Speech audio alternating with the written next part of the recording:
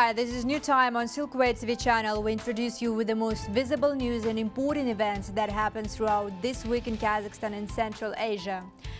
More details on politics, economy, social and cultural life with opinions from the most recognizable experts of Kazakhstan and world. I'm Ainur Mangali and this is what you'll see today. Focus on industries development and food security. What was an agenda of the official visit of Russian president to Kazakhstan? Uranium ambitions, how mineral-rich Kazakhstan is making a transition into a global energy supplier. Artificial intelligence, mankind's friend or enemy? Dauren Isagulov spoke to the expert in data science who applies AI in energy sector. What is perspective for Kazakhstan? Kazakhstan and Russia have signed a joint action plan for 2024-2026. Following the negotiations, Kazakh President Kassym-Jomart Tokayev and Russian President Vladimir Putin have recently identified the main areas of cooperation in the future and reached a number of agreements. During Vladimir Putin's official visit to Kazakhstan, the presidents adopted a joint statement on the 10th anniversary of the signing of the Treaty on Good Neighborliness and Alliance in the 21st century.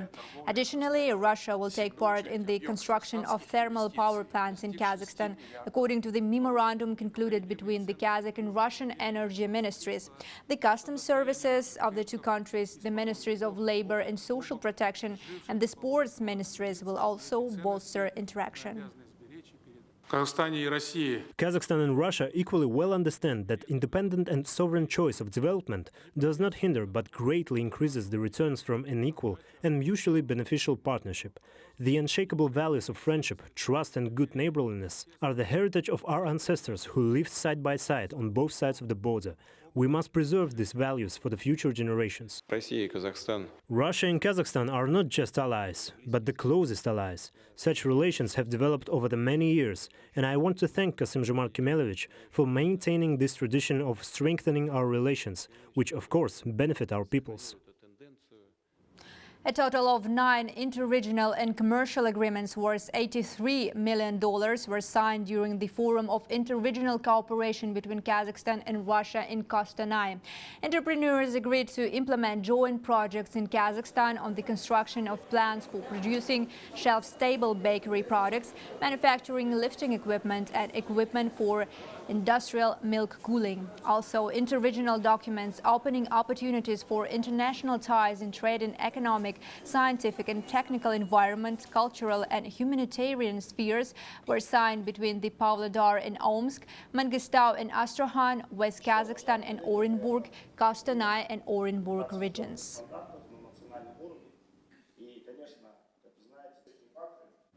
Both Kazakhstan and Russia are the major producers of agricultural products as well as top 10 global grain exporters, said Kassym-Jomart Tokayev during 19th Interregional Cooperation Forum between Kazakhstan and Russia, highlighting the importance of agriculture sector development of Kazakhstan in regards of expanding trade and export routes.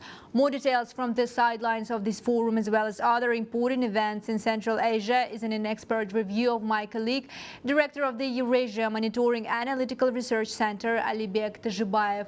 Alibek, good evening. The floor is yours. Hi, Noor. I'm ready to share my top 3 picks for today's review just in a moment.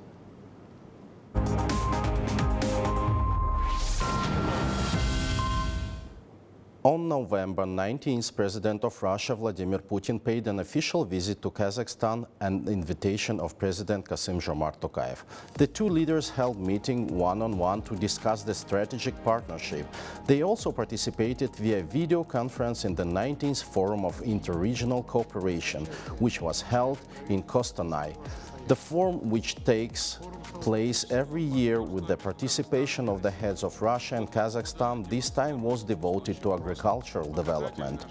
It is no secret that strengthening food security is becoming the most important task of the entire world community, and the role of Russia and Kazakhstan in its formation can hardly be overestimated. The deputy heads of the governments of Russia and Kazakhstan, Alexei Verchuk and Serik Zhumangarin, announced the results of cooperation achieved in recent years. This year, the forum participants focused their attention on agricultural development, touching the topics of mutual trade, transit roads, and the implementation of the cooperation projects. In his welcoming speech, President of Kazakhstan, Kassym-Jomart Tokayev, noted the important role that the forum in the Kazakh-Russian relationship. Throughout 20 years of its functioning, the platform has proven the effectiveness by contributing to the strengthening of the mutual beneficial strategic partnership between Kazakhstan and Russia, said the Kazakh president. Одним из приоритетов нашего взаимодействия может стать развитие новых направлений логистики. One of the priorities of our interaction might be the development of new logistics directions through Central Asia and increasing the capacity of existing routes to China. In this regard, we have planned a large-scale modernization of the Caspian ports of Kuryk and Aktau. In the Chinese direction, we're already implementing a project to build second track on the Dostok-Mo intersection of the railway. In general, over 1,300 kilometers of railways will be built in Kazakhstan in 3 years.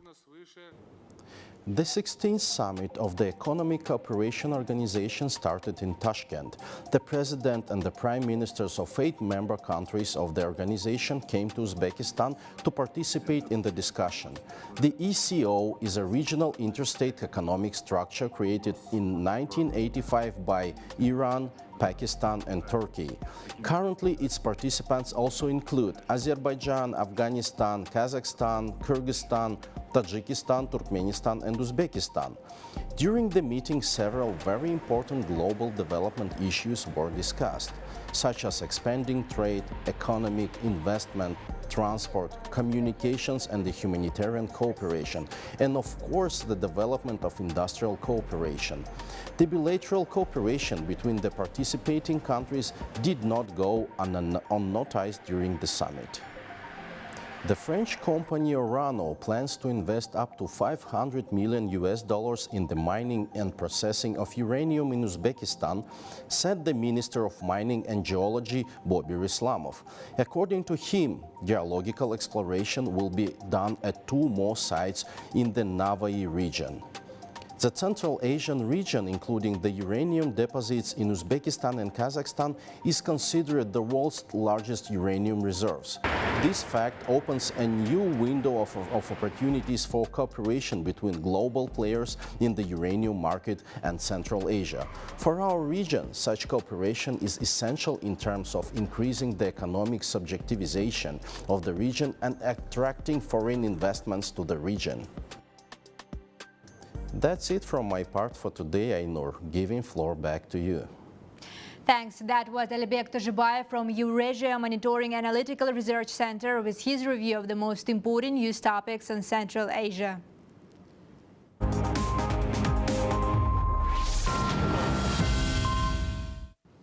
Relations between Kazakhstan and Russia have a rich past and a bright future. This is a headline of an interview of President Tokayev for the Russian newspaper Izvestia. He stated that due to the industrial cooperation between Kazakhstan and Russia, businesses of 2 countries are implementing 143 joint projects worth $33.5 billion. Over the past 18 years, Kazakhstani investments in Russia amounted to about $6 billion. According to Kazakh President, 40 projects are currently being implemented in such key sectors of the economy as engineering, metallurgy and the chemical industry, creating more than 15,000 jobs. In addition, he spoke about his willingness to increase the volume of transportation of Russian gas and oil through Kazakhstan. By 2033, it is planned to transit more than 100 million tons of Russian oil to China.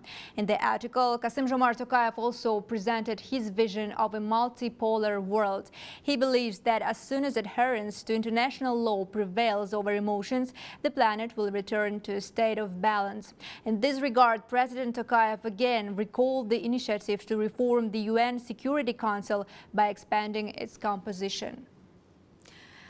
Kazakhstan, meanwhile, excels in uranium mining. Country holds over 700,000 tons in proven reserves, with exporting routes vary from Canada to China. New Times reporter Balzhan Samigulina explored the future of the uranium industry of Kazakhstan and possibilities for international cooperation in this field. Let's have a look. Since 2009, Kazakhstan has emerged as a global powerhouse in the realm of uranium mining. The Central Asian nation contributes over 40% of the world's national uranium production. Annually, Kazakhstan produces up to 10 tons of uranium. That is at the head of Kazatomprom national company set a benchmark for Kazakhstan production. For the first 9 months of this year, there is an insignificant decrease in production. So this is mainly due to limited access to materials, like we have sulfuric acid in our raw materials, so there were some delays in supplying that. But our expectations for the 2023 remain unchanged, so we still plan to produce that we have planned. The logics for future development of uranium industry in the country that has the vast reserves and counts for almost half of global production is clear, experts say. Rational in this regard would be the decision of constructing first ever nuclear power plant in Kazakhstan. The head of Kazakhstan Atomic Power Plants company Timur Jantikin said, adding that people of Kazakhstan will decide the future of this project on the upcoming referendum. I hope that the population of our country will support the development of nuclear power, because we are ready for development of nuclear power, because we have the well-developed nuclear industry, as you know, that we are providing.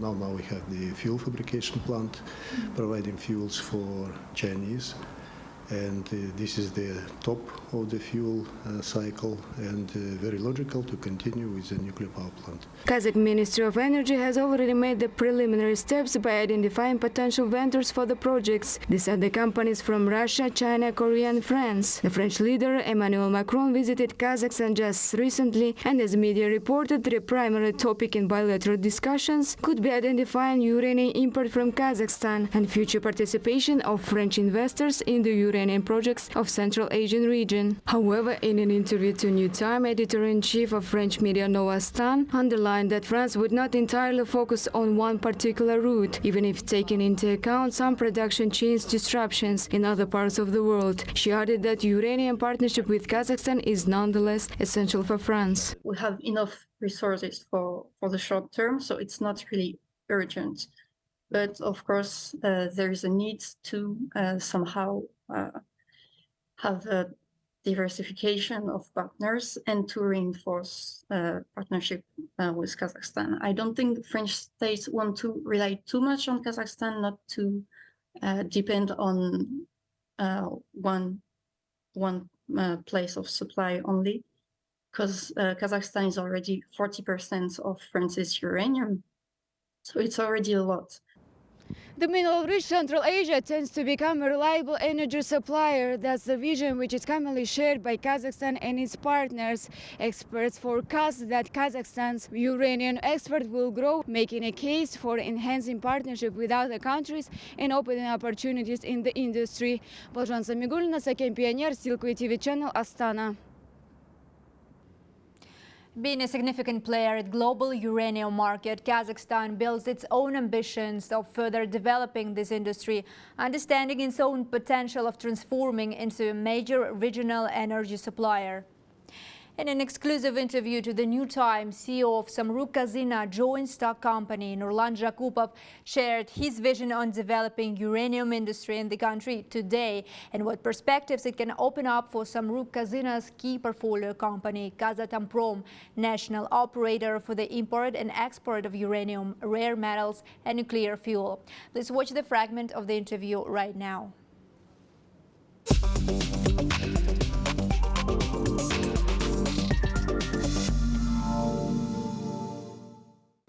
Hello, Mr. Nurlan Jakupov. Thanks for joining us today. So let me start from asking you about Kazakhstan's uranium industry development. As we know, our country became the leader in uranium production, accounting for 42% of global production. Earlier this year, you visited some of the uranium deposits in southern region of our country, and you instructed to increase investment in further exploration. So why is it important? My first question. And my second second question, if to talk about long-term goals, what is ambition of Kazakhstan in uranium industry as a whole? First of all, thank you very much for inviting me to your program. Yes, correct. Since 2009, we as a country hold the first place in terms of global uranium output. That's right. Kazakhstan accounts for 42% share of the global uranium production. And our reserves of uranium amount to 700,000 tons. And in order to maintain our current position, our current market share, and our current leadership role, we need to be mindful about sustainability. Therefore, we need to be investing into exploration works. Moreover, during the address of the State of the Nation addressed by the President of Kazakhstan on the 1st of September, he underscored the importance of geological exploration works, and uranium is not an exception. Therefore, we are very much focused on increasing our reserves of uranium in future. On the other hand, uranium production is one of the few industries where we as a country hold a significant global role. Although it's not the biggest part of our GDP, right, but still we are a significant player on the global market. Therefore, we have all the ingredients in order to maintain our current leadership role, and we will do our best to maintain this position. Right, but Kazakhstan is still heavily dependent on fossil fuel. This is fact, but now is eager to make a transition to use more of the alternatives, right?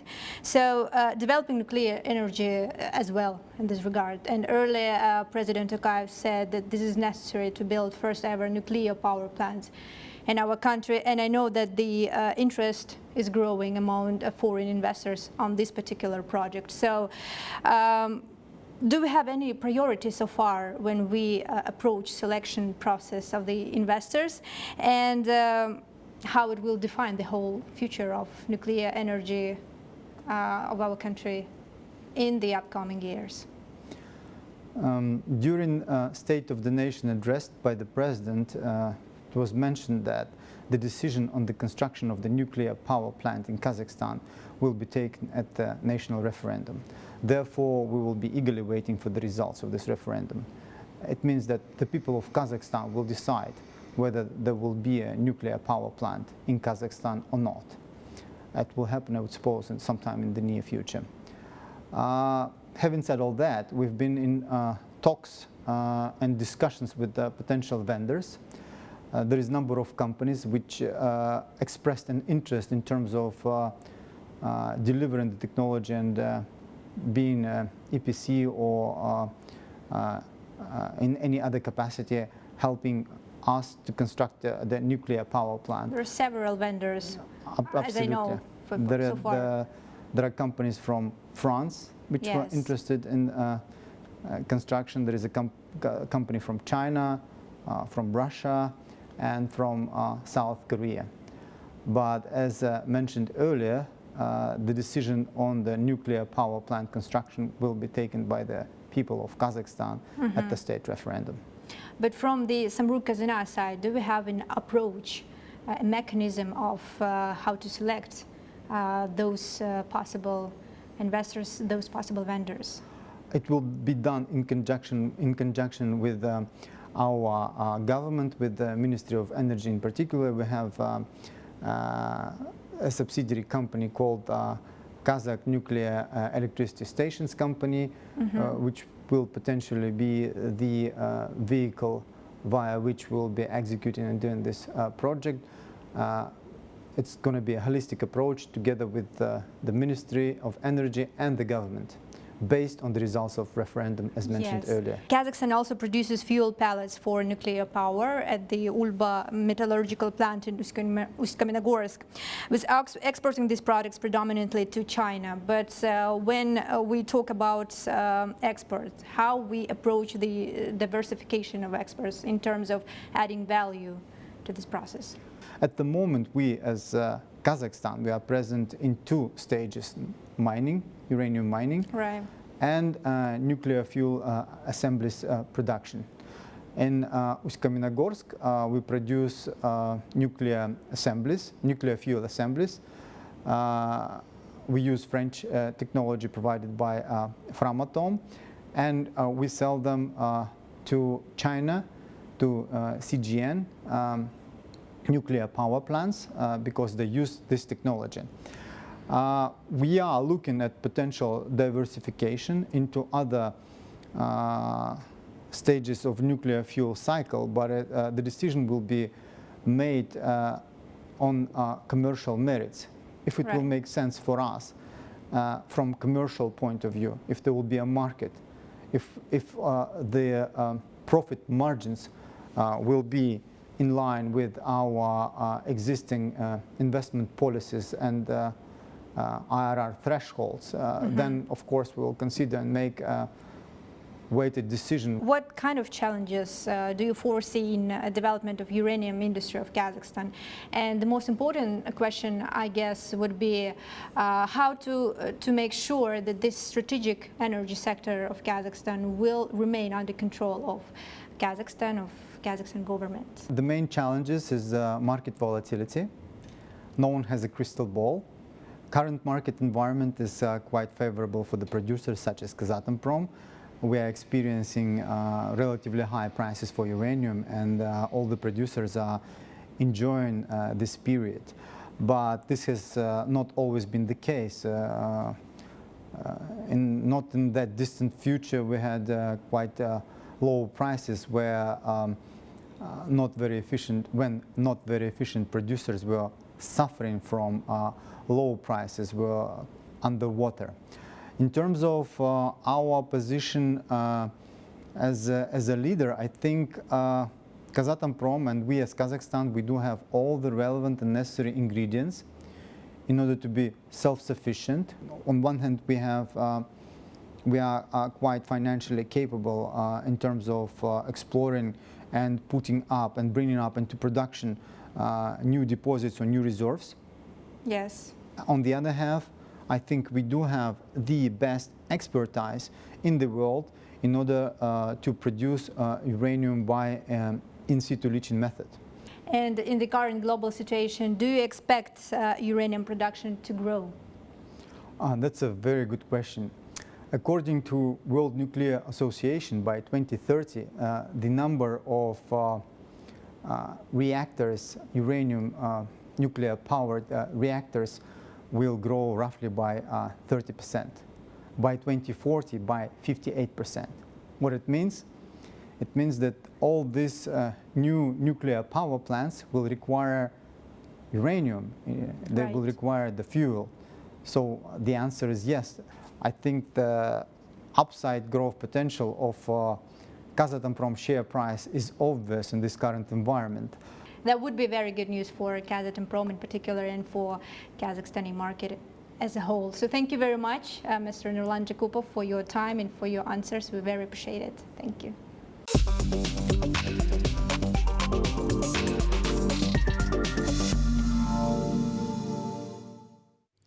Full version of the interview with Nurlan Jakupov, CEO of Samruk-Kazyna joint stock company, is available on our YouTube channel.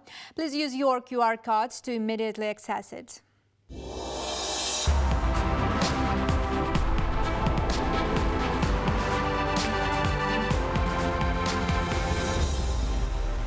Let's moving on. The recent summit of the Organization of Turkic States held in Astana once again demonstrated the readiness of the Turkic countries to jointly confront geopolitical challenges. Experts noted, commenting the results of the summit to the New Time reporters. It's worth noting that OTS was founded in 2009. The Nakhchivan Agreement on the establishment of the Cooperation Council of Turkic-speaking states was signed that year in Azerbaijan. 12 years later, it was renamed as the Organization of Turkic States.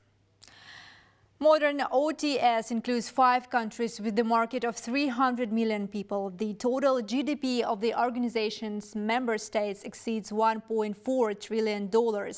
Over the past year alone, the volume of mutual trade between countries amounted to $22 billion. According to the charter, countries adhere to a common position on foreign policy issues. The main task of the OTS is to achieve the free movement of goods, capital, technology and services between member states. This strategy is written down in a special document, Turkic World Vision 2040. According to the document, having become the largest trader in Eurasia, OTS will be able to manage the west-east and north-south trade corridors. Economic cooperation is the most important part of any joint international alliances. OTS is not an exemption. However, we wondered what might be the role of military cooperation within the Organization of Turkic States. Could the OTS become the forerunner of the creation of a Turkic military bloc? We asked Turkish political scientist, professor at Kastamonu University, Firat Yildiz. In 2004 Turkic World Vision document, we see a cooperation pillar named political and security cooperation. But this security cooperation does not mention about military cooperation like a Turkic military bloc, but it mentions about the intention of cooperation in fight with the crimes like narcotics, like organized crimes, border control, and management of international migration, etc. And I believe those topics and titles are much more important for the member states' external security. So that's what I think in the near future, the Organization of Turkic States will not end with a Turkic military bloc, but will help a very successful and detailed and huge military cooperation with military education, military equipment, investments on defense industry, etc. That's what I think the Turkic world will face on military aspect in the near future. 12 Kazakh startup developers have embarked on a training program in Silicon Valley. They have started the acceleration program initiated in May as part of cooperation between Astana Hub and Draper University. At that time, a total of 15 startups, not only from Kazakhstan but also from Turkey, Kyrgyzstan and Mongolia, were selected to go to the US. This time, the participants again underwent careful selection process. Only 1/10 of the 120 applicants managed to beat numerous opponents and get ahead. The training program consists of 3 stages with 80 startups competing the second stage online. Some of them got the chance to go to the World Innovation Center for a 5-week program. Now, Kazakh startups will receive advanced knowledge and experience from the best mentors and attract investments to expand their projects globally. Данная программа полностью реализована при поддержке Министерства цифрового развития Республики Казахстан. This program has been fully implemented with the support of the Kazakh Ministry of Digital Development, Innovation and Aerospace Industry, within the cooperation established with the World Bank to foster innovative advancement in Kazakhstan. This partnership has provided the opportunity to send domestic startup founders to excel on an international stage. The projects are diverse, ranging from HR tech to fintech. These projects are substantial, functioning as robust IT companies that have successfully garnered funding and generated profitable revenue. There are also projects in earlier stage of development. Artificial intelligence development in Kazakhstan, meanwhile, will be regulated by the Ministry of Digital Development.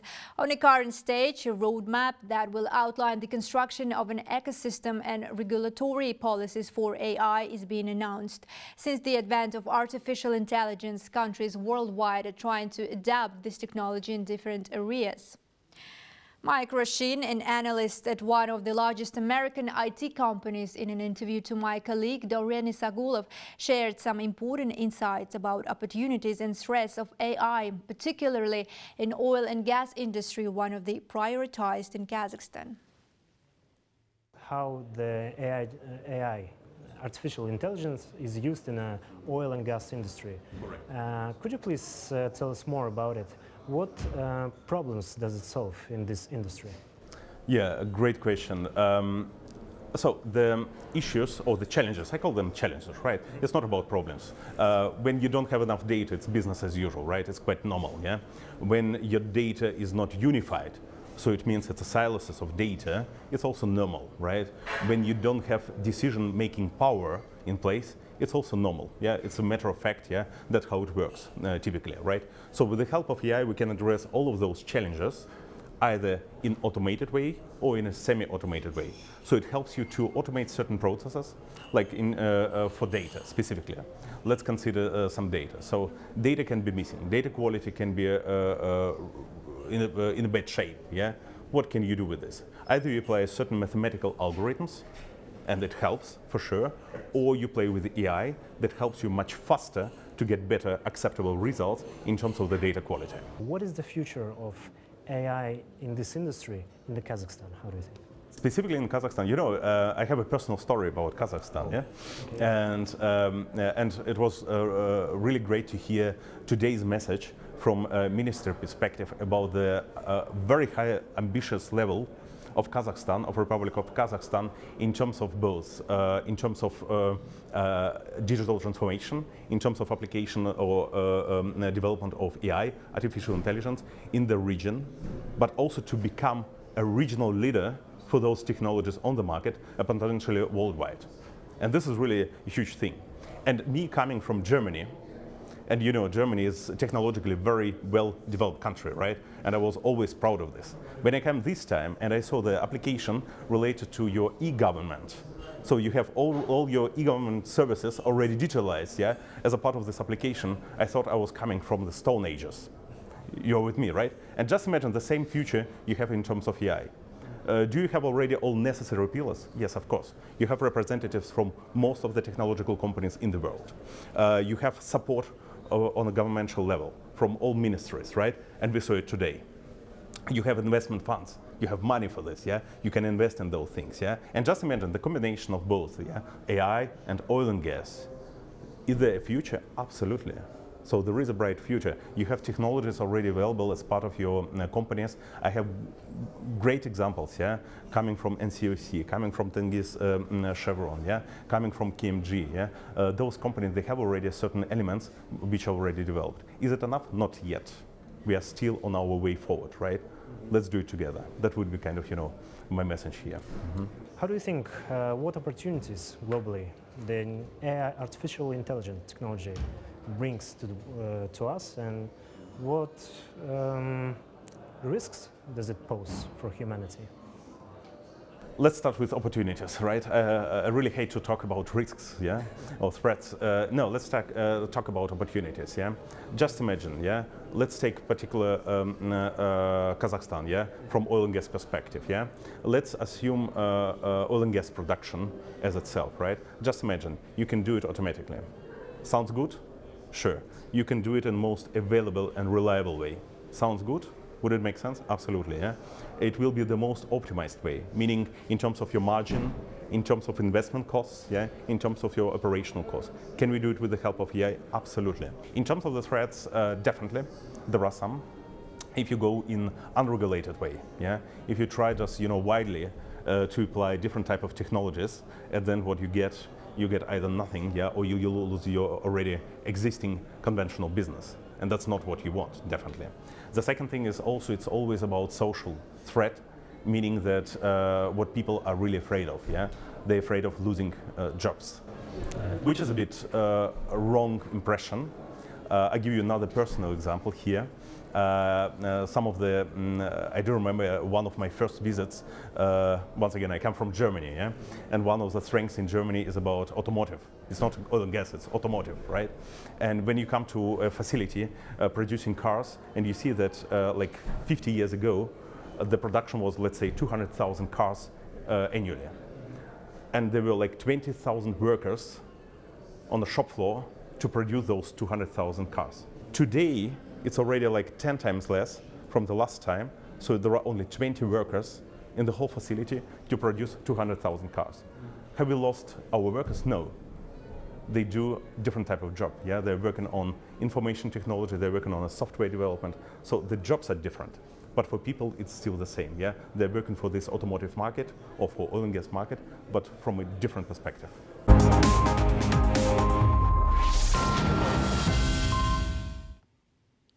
And now, this is really cute story to sum up with. Kazakh singer Dimash Kudaibergen welcomes his new pet, a Kazakh Tazı, a special gift from President Kassym-Jomart Tokayev.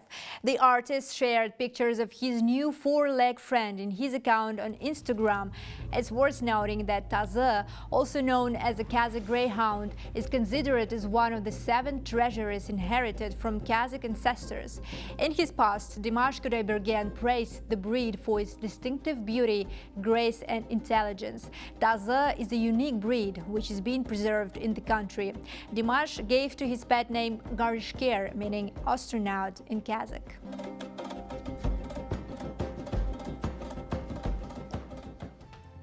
This is how we saw this week in Kazakhstan. More news and special projects about our country you can watch on Silkway TV channel. Stay tuned and see you later.